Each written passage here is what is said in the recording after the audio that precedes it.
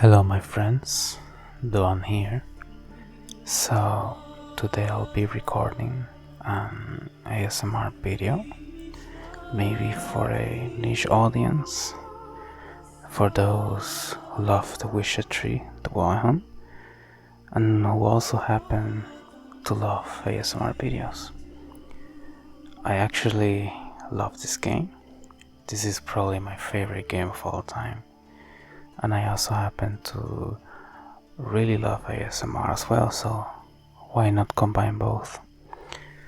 So as you might know, the Witcher series have a really broad, deep, detailed lore, full of surprises, adventures, and as I learned in the wiki, there are more than 300 books and notes in which you may encounter very interesting contents and stories, so I'm gonna read some of them for you, so you can hopefully lay back, relax, or just listen to this in the background while I just read it for you. So, shall we begin? Let's see, what do we find in my inventory?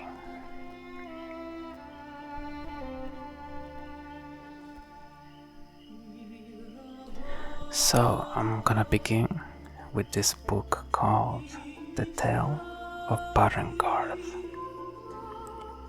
There once was a young woman named Marlene and a young man named Bartholomew. Bartholomew was so handsome, no maid could tear her eyes off him. Every maid in the village, from the fairest to the plainest, yearned to win his favor. Marlene, too, was struck by his beauty and soon fell in love with him, as a love as deep as only a first love can be. This feeling was so overwhelming. Marlene realized she could never live without Bartholomew.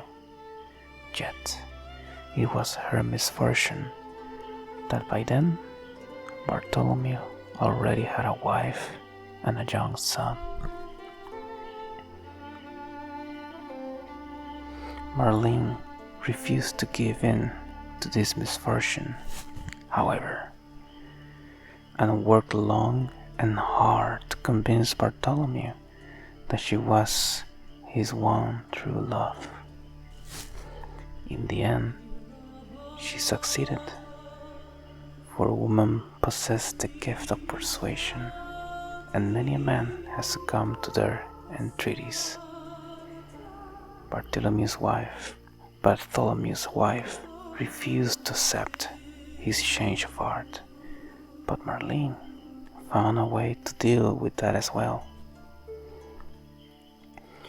Marlene convinced Bartholomew he must get rid of his wife once and for all, and so he chopped off her head.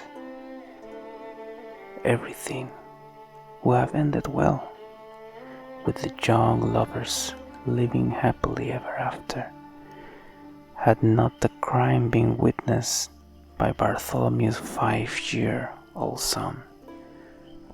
Marlene saw no other solution than to convince Bartholomew, by now her rightful husband, to dispose of the child like his mother and bury his body next to hers, so that they might be together for all eternity. Yet this time, Bartholomew put his foot down and refused to do what Marlene asked of him. It is one thing to kill my wife, but to kill my child, the fruit of my loins, he said. He only changed his mind when the lad began to speak loudly and frequently about what he had seen. and though Bartholomew could never raise his hand against his firstborn son, he found another way to deal with the problem. While the boy slept, he snuck into his room, lifted him up, and set him in a coffin, which then he buried under the apple tree in their yard. After that day, strange things began occurring in the area where the couple lived. The trees lost their leaves and stopped bearing fruit. Folk dwelling nearby were haunted by evil dreams. One by one, they fled their homes and farmsteads until only Marlene and Bartholomew were left. One day, Marlene dreamed the boy had awoken in his casket under the apple tree and began to cry. She yearned to have a child of her own, and such dreams troubled her greatly.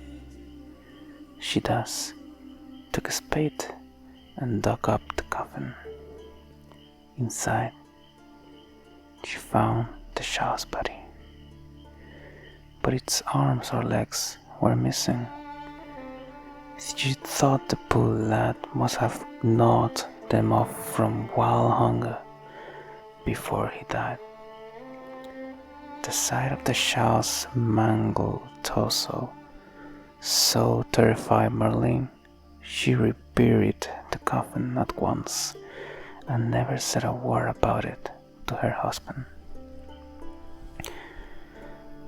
They lived together a great many years afterwards, but theirs was not a good life. Bartholomew had changed. He slowly stopped cherishing Marlene and then stopped speaking.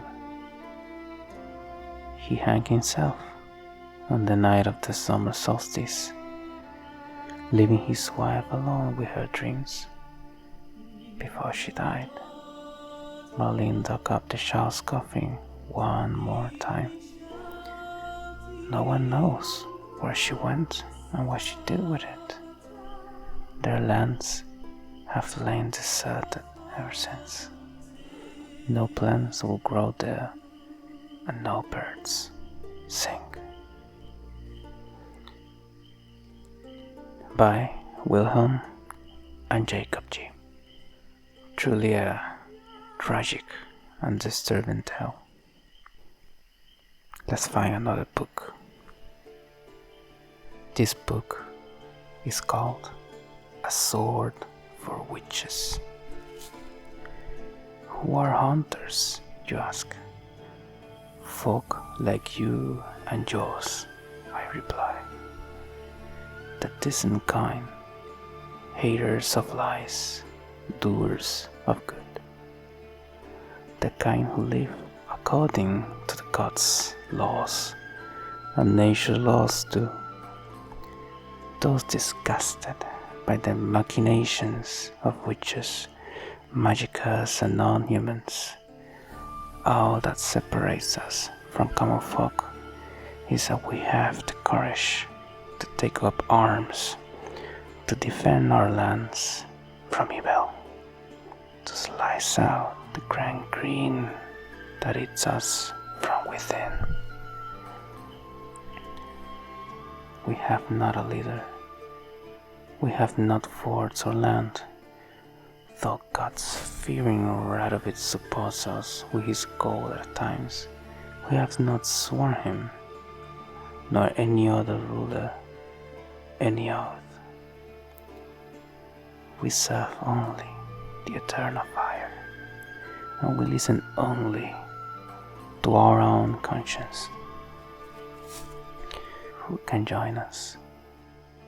Any who is right of soul and sound of body. You can find us in every larger city in the north. We will give you a boat, lodging, and a weapon. We will explain how to spot the telltale signs of evil, birthmarks in strange and arcane shapes, smooth skin on a matron aged more than 30 springs, and black cats kept in the yard, to name but a few. We will show you how to defend yourself from witchcraft, how to tame and snuff out magic elements with Dimeridium. We will instruct you how to squeeze the sinner's darkest secrets out of them with a hot iron, and how to grant them cleansing death with the help of sacred fire. God, I hate witch hunters. Well, moving on to the next book. This one's called A Portrayal of the Elder Races. What is Nanyaman? The answer, it's simple. As the very name suggests, it is something which resembles, and yet nevertheless is not, a human. Though it walks on two legs, speaks a tongue similar to our own, and dresses in similar attire, it all the same has more in common with paid beasts than noble men. Dwarves are like moles. They feel best underground and avoid direct sunlight. They like to live in filth, forever smudging themselves in mud and slime. They love everything that can be found within the earth: rocks, metal, minerals of all shape and color. It is also said that, like their kindred moles, they feed most readily on worms, roaches, and other night crawlers. Halflings, for the part, are more reminiscent of gophers, fat, lazy, and loud, in that typical rodent way. Their minds are filled only with thoughts of food and drink, which they steal from other nobler beasts and greedily squirrel away in their hovels. They are marked by a cruel craftiness. You could be dying of hunger and they will not share a meal with you. You could be howling from poverty and they could be swimming in gold, and yet they will still fleece you to the last crown. You could do nothing but good to them, and they will still stab a knife in your back. Elves, in turn, seem related to the birds of prey that dwell in the far world of Cervicania. They care most for colored feathers. They will most readily spend all day staring at their reflections in the water and singing their own praises. They are so washed in self-love that they no longer feel any desire toward members of the opposite sex of their own species. Their appearance, unquestionably pleasant to the eye, is highly misleading, for they are extraordinarily cruel, and any who judge them by looks alone, they first dupe and then kill in cold blood. The best proof of this, the so-called Scoia'tael, bandits that claim to fight for freedom, but in truth only long to kill humans. All this vile, so-called elder races saw the great fortune slowly dying out. Joy fills the heart of every right-thinking man at the thought that his great-grandchildren will never know them, that in their day dwarfs, halflings, and elves will be mere fairy tale characters used to scare young, impressionable children.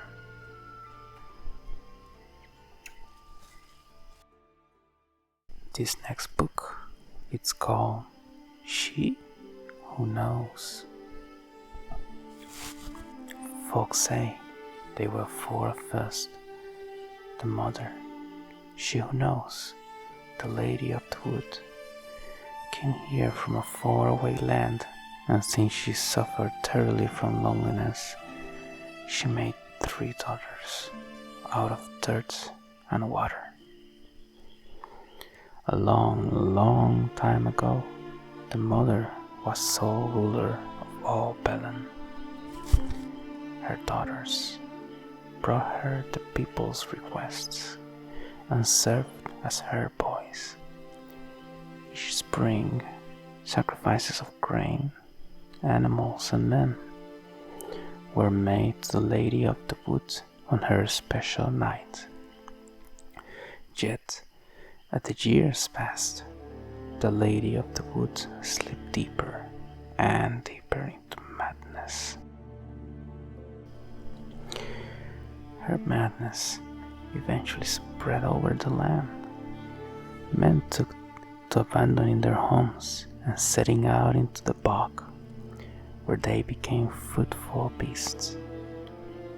Before long, Belen was drowning in blood. Daughters saw their land nearing destruction and took it upon themselves to save it. When spring came once more, and with it the night of sacrifices, they killed their mother and buried her in the bog. Her blood watered the oak atop our servant, and from them on, the tree grew wholesome and hearty fruit for the people. As for the lady's immortal soul, it refused to leave its beloved land, and so the sisters imprisoned it. To this day, it lies trapped beneath the whispering hillock, where it thrashes about its powerless rage.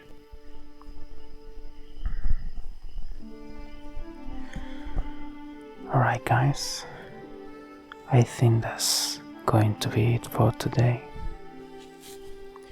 If you enjoy or like this kind of videos, let me know in the comment and I'll make sure to make some more for you. So, yeah, have a nice one guys.